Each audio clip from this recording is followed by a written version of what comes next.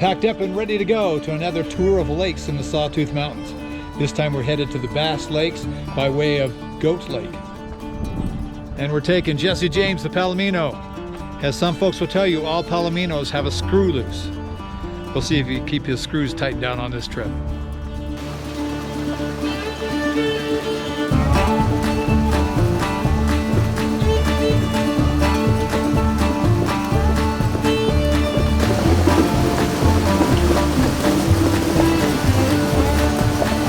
Ready. Thanks for waiting for it. Let's go.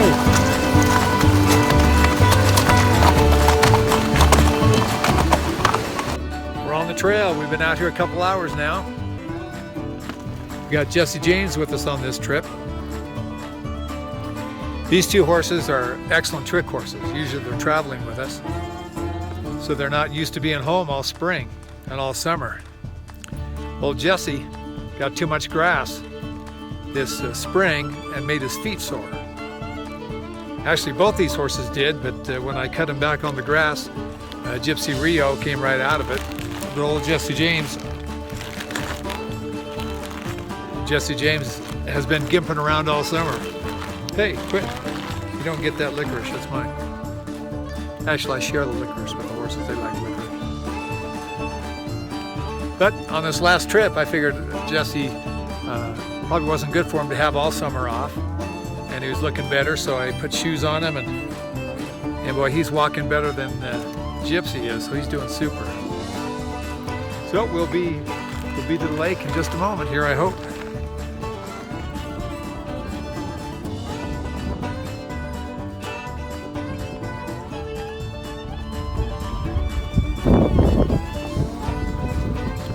Sky looks blue there. It hasn't been blue all day. We must be getting high enough for climbing out of that smoke. And those poor folks in Oregon and Washington and California, all those fires. These mountains are dry also. We're climbing higher, so things are starting to look a little greener. But we're in the same shape they are. The only difference is on a regular year, those people get a lot more rain than we do. So a lot more stuff grows, and when it's dry like it is now, there's a lot more stuff to burn.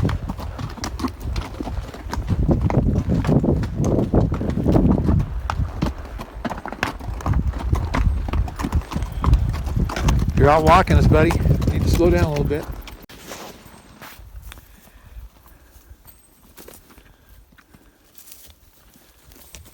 Well, we're stopping for a second. That's our road up there, our trail. We're going to go up over the top. The trail to the first lake took off right down there.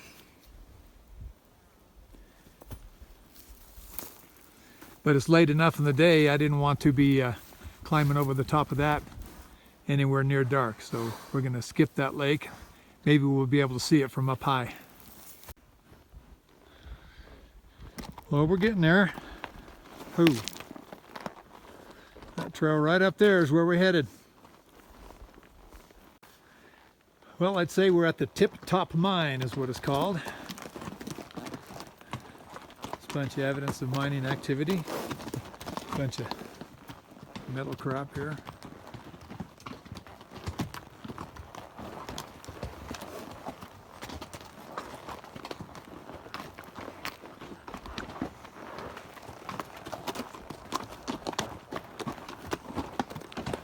Getting ready to make our final assault.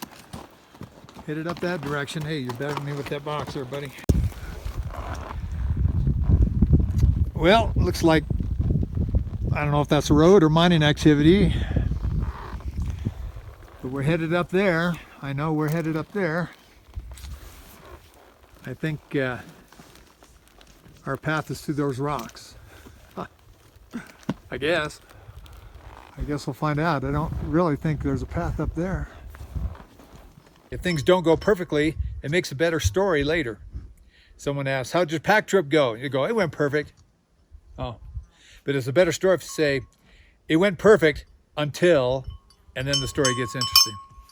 You got to do your best to think ahead and think ahead of your horse. because some of the things your horse does is predictable, and some of those things can really hurt you. So the things that go wrong might make a good story, but if you get hurt, it's no longer a good story. This trail was especially bad, and it was especially bad because we ridden uphill about a half a day, and we got to the really nasty stuff.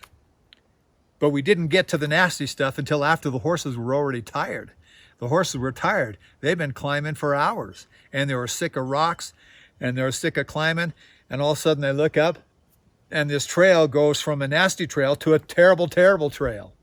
But rocks, jagged rocks sticking up and jagged rocks rolling, and off the trail was even steeper and nastier, and this thing, and the horses couldn't see the end of it. It just went up and around a corner. So my saddle horse, Gypsy, he looks up there and he stops. So he stops. I urge him ahead, he won't go. Urge him ahead, he won't go. And then he turns his head around. He's going to turn around on this trail. So he not only told me he was not going up there, he also told me he was going to look for a spot where I was vulnerable so he could flip around and go back down the mountain. Problem is, he was going to do that at the nastiest spot on the trail, the most dangerous spot, the place where he could not safely turn around. And I got a pack horse there.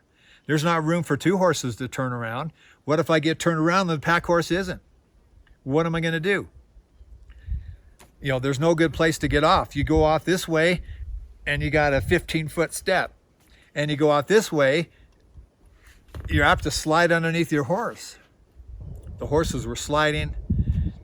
They were tired, they were shaky, and they weren't using good judgment. So at those positions, you got to make sure you use good judgment.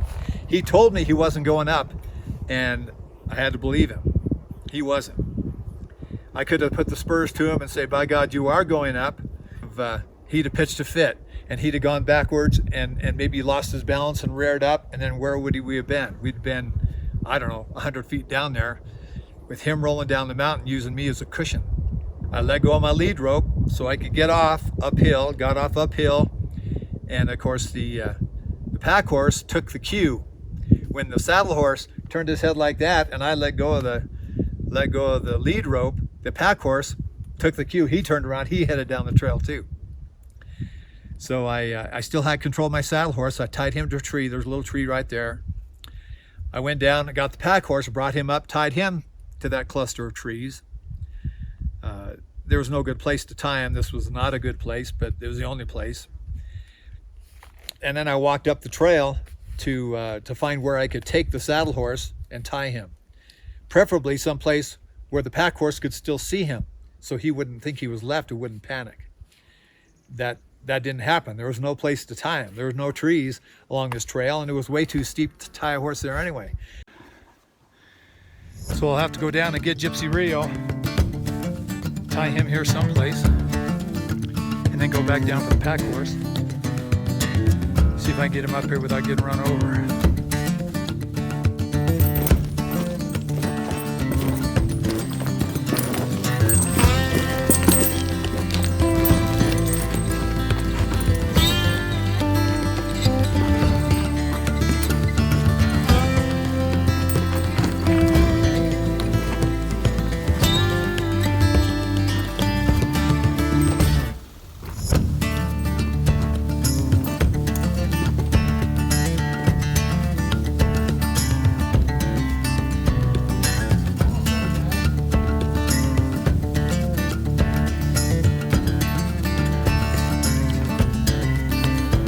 Anyway, I went back down and got the saddle horse, took him up, tied him to this spot.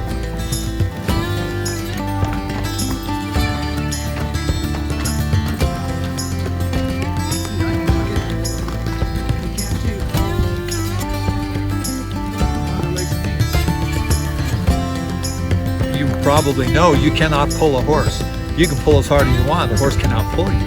But you can convince him it's okay to go. And that's what I did with Gypsy. So I walked first, let him know it was okay, and then he followed me.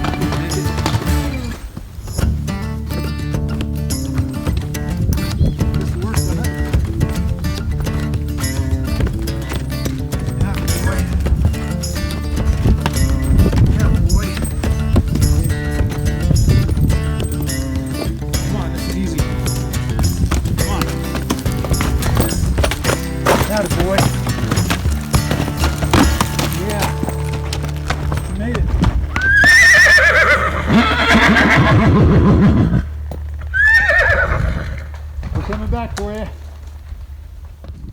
You just wait there.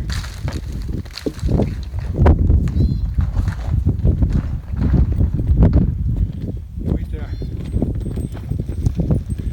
We're coming, Jesse. Don't be tearing everything up. You wait there, Gypsy.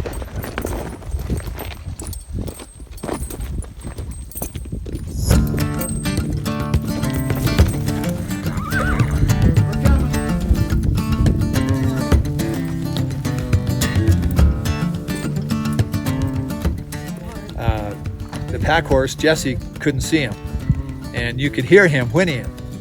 And you see me skiing down this trail trying to get to him quick before he does something stupid.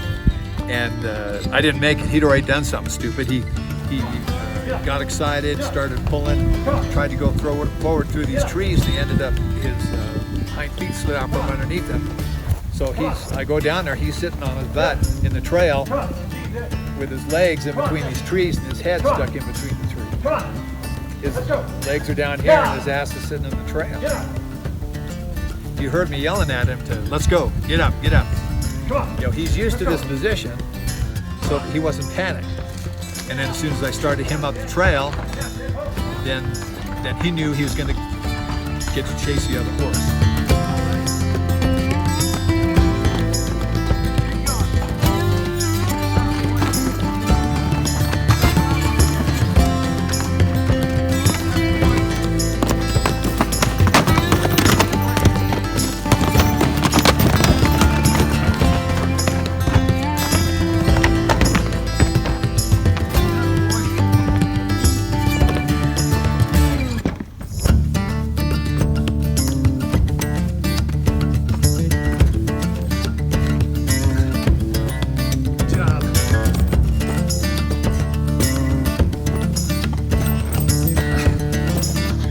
Little hard spot there next to him, and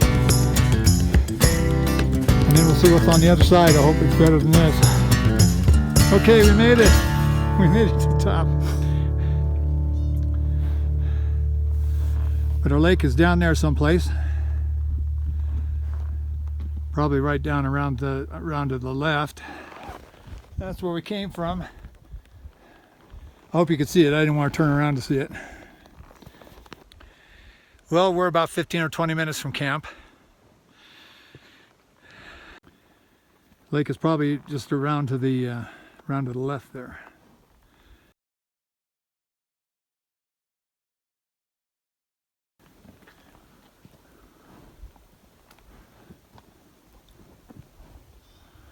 Okay, boys, let's do it. Well, we haven't made it yet. We came over the top there and got there where you can see my sleeping bag and tent laying, and the pack horse stopped and the pack had turned upside down on him. Something came loose. I should have checked it after that bad spot back there. He stood there for a long time with me trying to get him unloaded, but I tied so many things on I couldn't get the knots undone. So he freaked out and he took off across those rocks with everything lopsided and hanging under his legs, and finally he stopped where you can see those boxes there. He stood still so I could get things untied. And so we got stuff strung all over, plus I left the lead rope on the other side over there. So I have to climb over the ridge, get the lead rope, and pack all that stuff back down here and reload Jesse. I got to the top, and you may recall me turning the camera backwards to show you where we'd been, and I said, I hope you can see it because I don't feel like twisting around to look at it. My back was stiff, I was tired, so I didn't look back. It was pretty steep going out that last bit. It was easier than what we'd been on. I didn't give the pack a second thought. But if you look at this clip, what you're looking at now is the top of the right-hand pack. That white panel that you see should be horizontal like a table, but as you can see, it's up on its edge like the table's on its edge. What that means is that pack was almost sitting on top of the horse sideways, and the other pack was down under his belly between his legs. But I should have double checked that pack at that point, and the camera shows how serious the problem was. The sun's still behind the horizon. It's starting to get cold, but the horses have had a chance to rest. I got the lead rope from the other side, packed the boxes from there. Everything is back up on the trail, so now I just got to take it down the trail. But there's one other thing I wanted to show you. Looking straight over that hill, about 3 ridges over. Excuse me. That, my friends, is the beginning of a forest fire. It's 6 miles away, probably.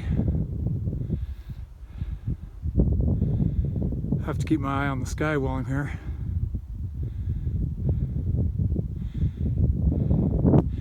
It'll have to come up over a couple ridges and then work its way down the ridges to where I'm at. So